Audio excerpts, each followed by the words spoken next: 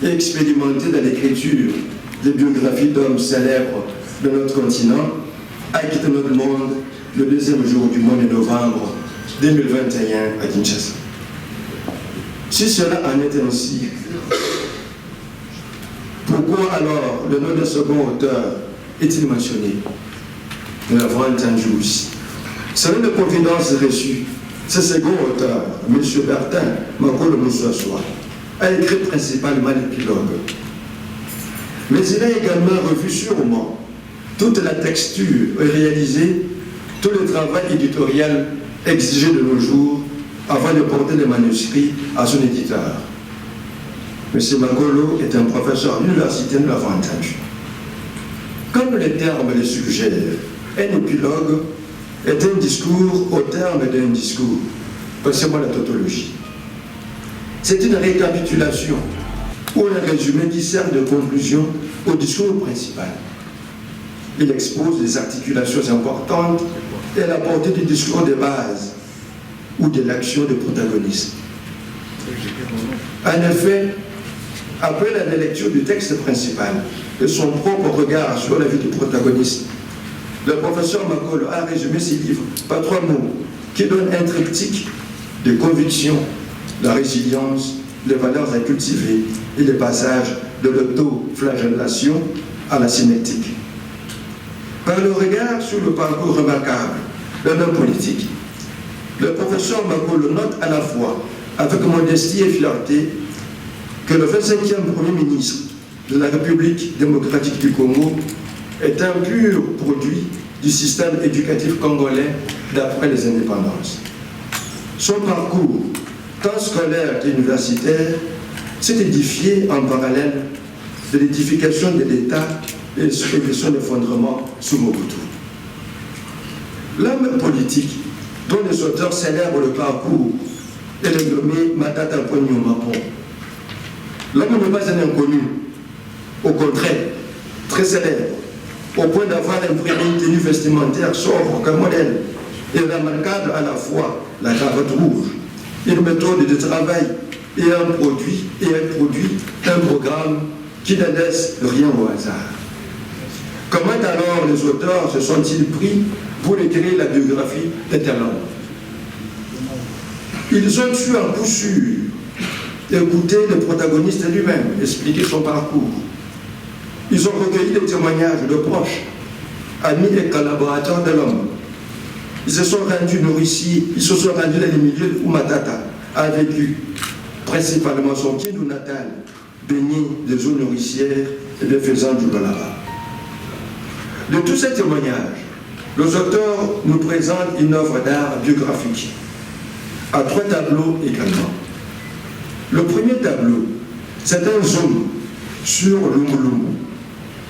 Le deuxième tableau, c'est l'école secondaire et l'université. Et le troisième et le dernier tableau a pour titre « Au-delà du père ». Et le tout s'achève en épilogue au titre évocateur et paradoxalement emblématique, la pauvreté au pouvoir. C'est une œuvre d'art biographique, car ce livre est bien écrit. Il a un style élégant et raffiné et très beau. Il se lit aisément et tient formidablement son lecteur en haleine jusqu'à la dernière page. Un lecteur averti, il voit très bien la touche des auteurs chevronnés, notamment celui du feu Chitenge, dont son jeune confrère, Trésor Kibamoula, loue les qualités littéraires, professionnelles et humaines dans une de notes à l'allure d'un in memoriam vibrant en guise d'hommage publié dans un numéro de Jeune Afrique au jour même du décès de sa mort, le 2 novembre 2021. Cette note avait pour titre « Hommage au vieux Chitenge Lubabo, MK ». Bien plus, les auteurs ne se sont pas contentés de raconter uniquement le parcours de Matata. Ils en ont voulu, ils ont en plus voulu insérer ce parcours dans la trame des événements de son pays, de l'Afrique et du monde. Profitant d'un fait apparemment anodin, les auteurs ouvrent une des pages de l'histoire politique du pays, de la culture, par exemple, de la musique rumba congolaise, de la société, etc., de 1908 à nos jours. Les auteurs ont ainsi déployé dans cette biographie leur connaissance experte de l'histoire du Congo contemporain, de l'histoire de l'Afrique, de la littérature africaine et mondiale. Ainsi, au bout de la lecture, le lecteur découvre l'homme politique Matata Ponyo, mais il apprend une multitude d'informations, par exemple sur les types de palmiers en vin et sur les propriétés curatives du vin de palme, sur la fabrication de maisons de nos campagnes, sur les instruments de musique, sur les travaux de pêche et de champs, etc. Grâce à l'enrichissement de sa vie intérieure, que la sphère politique est un haut lieu de service à la nation qu'on peut gravir et descendre de marche du pouvoir sans folie. Je vous remercie.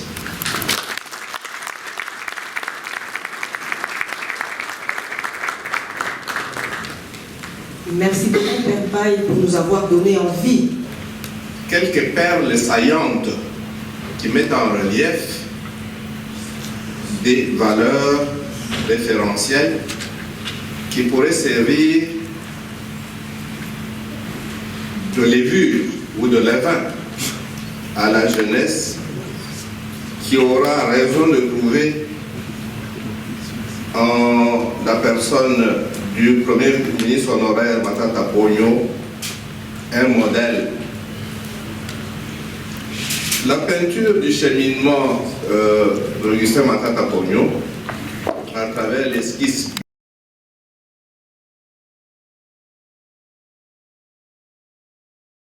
il était important que je dise un mot pour notamment rendre honneur à Chitenge Lubabo qui nous a quittés en novembre 2021 et qui n'est pas présent avec nous ici. Je voudrais donc lui rendre un hommage vibrant, le remercier pour cette initiative qu'il avait prise lui-même, parce que alors que j'étais encore Premier ministre en fonction, il a pris l'initiative de venir me voir et de me proposer d'écrire un livre sur moi. D'emblée, j'ai émis des réserves, comme il en est de coutume, mais il a insisté en disant qu'il était nécessaire qu'il écrive ces livres que nous présentons aujourd'hui parce que, dit-il, la jeunesse a besoin de modèles. Et pour lui, j'en constituais un. Fort de cette argumentation, j'avais donc accepté ces projets de livres qui malheureusement se terminent alors que l'initiateur est allé au-delà. Chitengelu Babou est un journaliste brillant. C'est un homme d'une intelligence vive. C'est un Congolais qui s'est imposé non seulement en République démocratique du Congo, dans ce qu'on a l'habitude d'appeler la chaîne mère, la radio et la télévision mère de la République démocratique du Congo, mais qui est allé au-delà et s'est aussi imposé parce que la plume de Chitengelu Babou s'est imposée dans le journal Jeune Afrique que nous connaissons tous. Chitengelu Babou qui est allé non seulement à Kindu pour vivre des visus comment j'ai vécu dans une maison en paille, il a rencontré ceux qui m'ont vu jouer au ballon dans la boue, sur la rue, ceux qui m'ont vu aller me laver au fleuve ou dans les rivières. Chitengelu Babou ne s'est pas arrêté là, il est allé jusqu'à Bukavu. J'ai étudié dans une école protestante, a rencontré le préfet qui m'a enseigné. À l'époque, il n'était qu'enseignant. Il est allé à Lubumbashi. On regarde la passion qu'il avait de dire la vérité sur cet ouvrage. Il a rencontré notamment le professeur Mola Bakasangana, paix à son âme, qui nous a aussi quittés. C'est lui qui nous a donné le goût de l'économie, tellement il parlait avec autorité sur les sciences économiques. Et ici à Kinshasa, il a aussi rencontré l'un de nos maîtres à penser, à citer ici notamment le professeur Tchonzambié qui nous a quittés, cet homme qui nous a donné le goût à l'économie monétaire parce que c'était l'un des brillants professeurs à l'économie monétaire. J'aurais bien voulu aussi qu'il soit présent parce que sous ses ailes scientifiques, nous avons évolué. Et j'aurais d'ailleurs, à mémoire de cet auguste professeur, si, c'est parce que la technique a prévu un petit épisode, un petit... Okay. Alors, je le dis, cher ami, je suis un peu, et hélas, ou heureusement, l'expérience a montré que j'avais raison, mais entre moi et le docteur en question, je crois qu'il doit le savoir. Parce que 5 ans après, comme vous l'avez montré tout à l'heure, le dollar est toujours entre 920 et 930. Donc c'est une performance qu'on ne fait pas perdre de vue. Et cela parce que de la Banque centrale, en tant que cas, on a dit cesser de réfléchir sur les problèmes monétaires. Et puis, vous avez appris cette réflexion à l'école de la croissance, quand vous êtes passé bien sûr directeur de CEPU. Vous avez laissé un peu de monnaie de côté, C'est une bonne chose.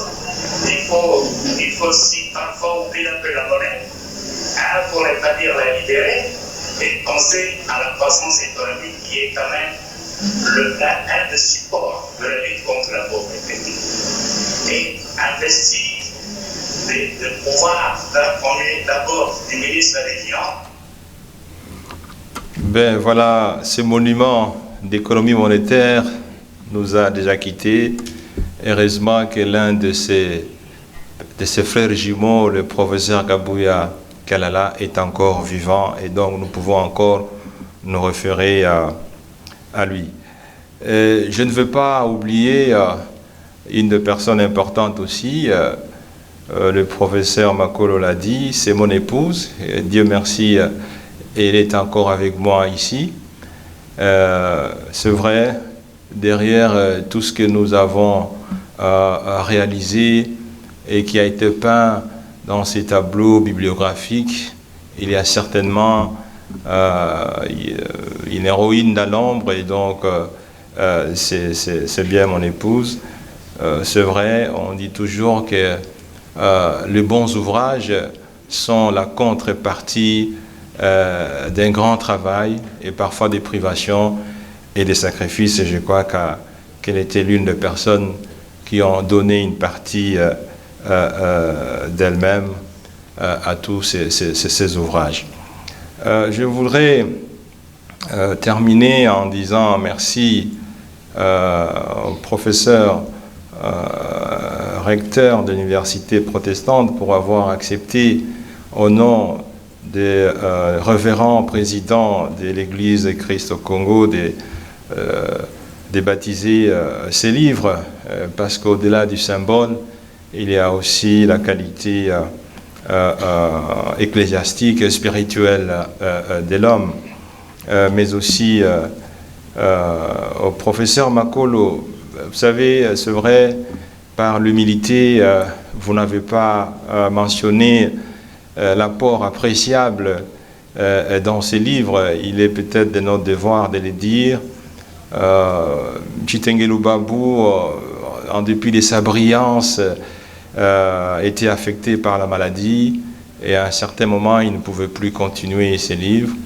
Et donc, nous lui avons demandé qui, pensait-il, pouvait garantir l'homogénéité du style, mais aussi la densité et la qualité du livre. Et il a pensé au professeur Makolo ici présent. Professeur, en votre nom et peut-être à celui qui vous a quitté, je voudrais aussi vous dire merci. Vous avez certainement apporté quelque chose de très, très important dans cet ouvrage. Merci aussi aux deux professeurs qui sont intervenus pour résumer et commenter cet ouvrage. En un mot, ces livres résument l'histoire certainement reprise dans la Bible qui dit que si vous voulez, vous pouvez. Et c'est très bien pour la jeunesse de comprendre que la volonté, la détermination et le sacrifice, le travail ardu constituent des ressorts inébranlables, indiscutables, les ressorts du progrès.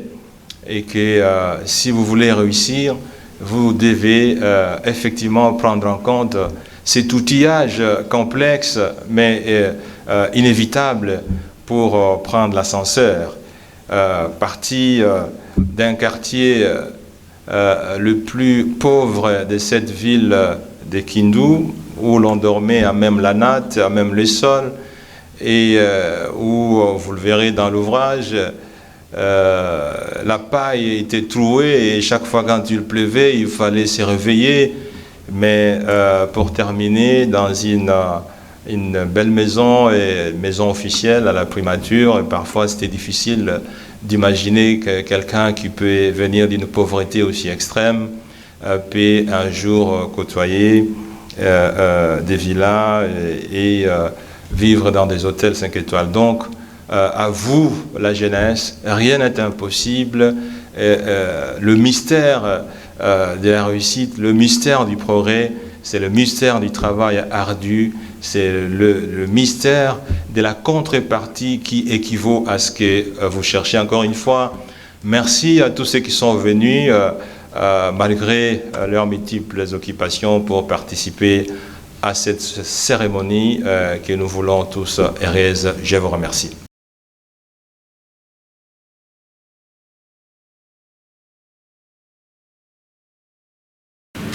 Leurs Excellences, Mesdames, Messieurs, chers frères et sœurs, avant de procéder au baptême de ce livre, moi, comme pasteur, je suis habitué à baptiser les humains. Mais aujourd'hui, j'ai le privilège de baptiser un livre. En principe, j'aurais pu être ici avec mon chef, le président de l'église de l'Église au Congo, le révérend professeur Borunoa, André Borunoa Molikabe. Malheureusement, il est empêché. C'est pourquoi il m'a demandé de parler et en son nom et en mon nom. Mais avant de procéder, chers frères, chers amis, je voudrais me dire un petit mot. Permettez-moi de dire un petit mot, je ne serai pas long, comme je suis souvent long dans les auditoires ou en l'église. Je voudrais dire que ce livre sur Augustin Matata Ponyo Mapon, je viens de le lire en diagonale tout à l'heure là, et je me suis retrouvé, parce que tout ce qui est dit ici résume, c'est qu'un jour, lorsque le professeur Matata Ponyo était à la primature, il m'avait reçu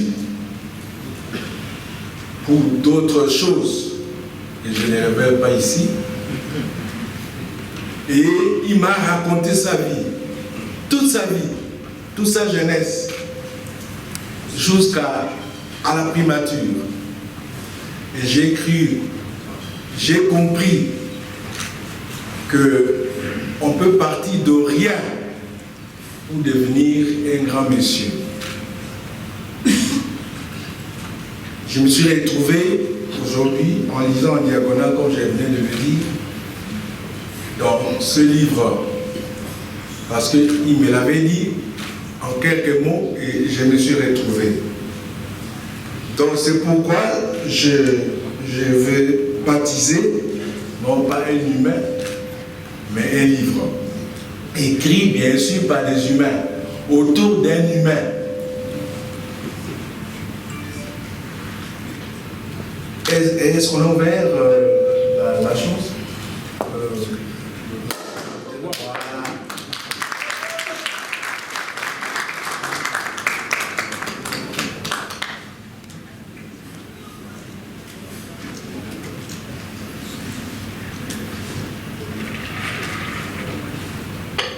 Matata Ponyo Mapon, d'un bidonville à la primature. Un livre, parcours remarquable d'un homme politique, écrit par deux grands auteurs. Je te baptise ce matin au nom de l'humilité. L'humilité qui, dans la vie, précède toujours la gloire. Tout en espérant que la jeunesse congolaise ou africaine qui va te lire, elle pourra tirer profit du contenu de ce livre et devenir un jour comme Matata Ponyo Mapon Augustin. Je vous remercie.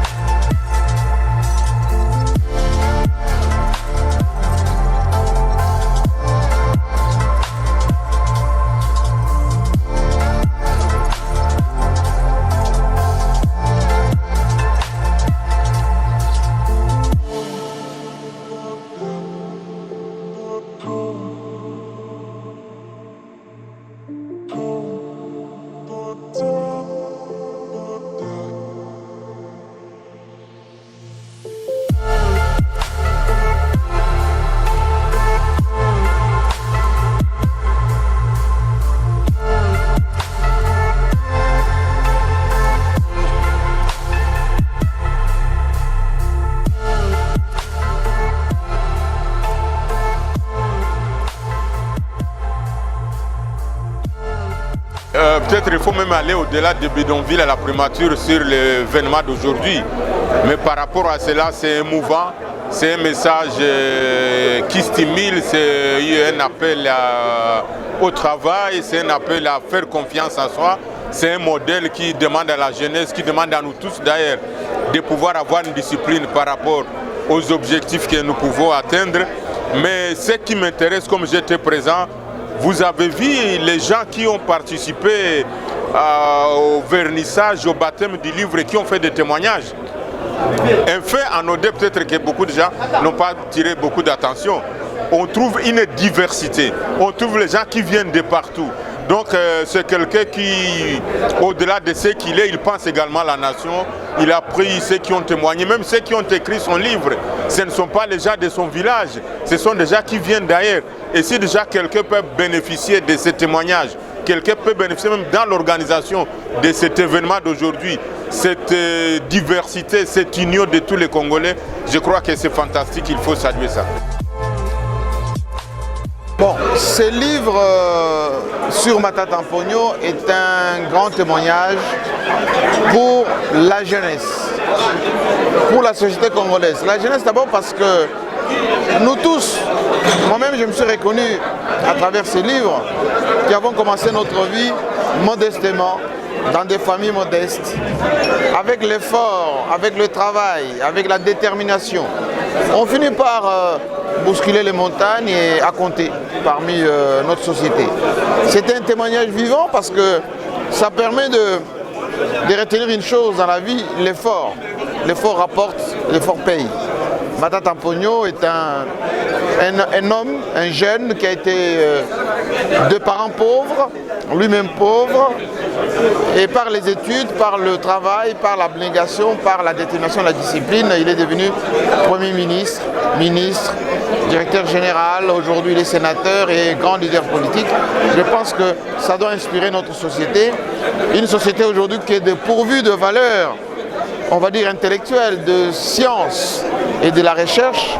Et Matata rappelle à chaque fois qu'il faut passer par l'écriture, par les livres, par la réflexion. Et donc, il faut lire ces livres et s'en inspirer pour avancer dans la vie et c'est une très bonne chose. Merci.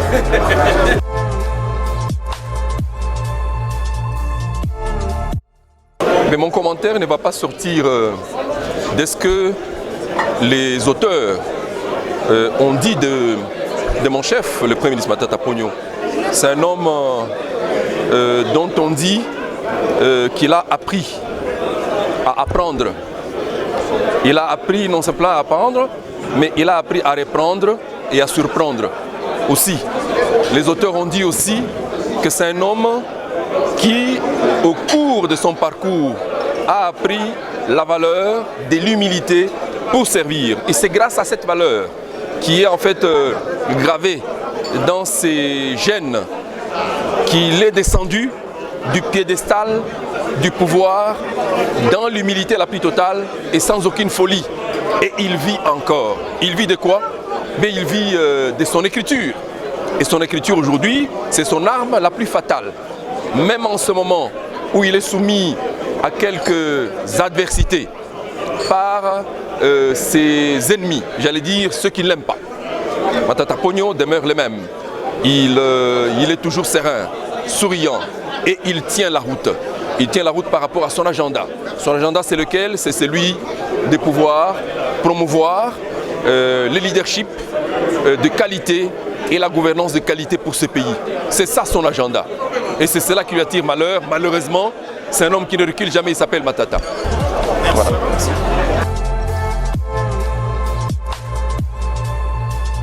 C'est normal, Nazana Ilobaropé, ça parce que l'avantage Oyonga Nazwaki, et ça qui juste la semaine où il y avait sénateur Matata Mponyo, ma première dans la justice, Nazaki na Kindu, a invité pendant 5 jours, j'étais avec lui à Kindu, na vivre ndakwango, nazaku na ba photo nango personnel, et les londa kwango, ils akutu na 4 ya concession ya université Mapon.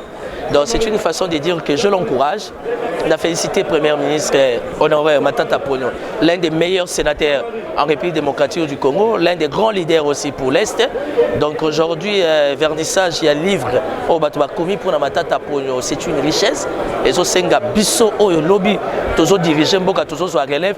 Na ba leki opé besoin d'assimilation makamba politique. Batanga livre, c'est très capital. C'est vrai que c'est possible avec beaucoup de discipline, beaucoup d'attention, beaucoup de sérieux. Au Goko l'ongape na vie moko ya misère, ya pauvreté et ko komi pendenge ba chrétien ba lobaka tina tezana tina. Donc félicitations à Matata Ponyo Mapon pour ces livres. Na ba to ba komi yango ba kanisi yango. Mais ndenge professeur Mongalobi fait comme un tome 1, tome 2, tome 3 parce qu'il y a encore beaucoup à dire et des hommes valeureux comme Matata Ponyo, République démocratique ils en ont besoin même si on a quatre union sacrée, tous en a besoin d'hommes valeureux le quoi Matata Ponyo pour na kola ki sanzela mboka yekende liboso.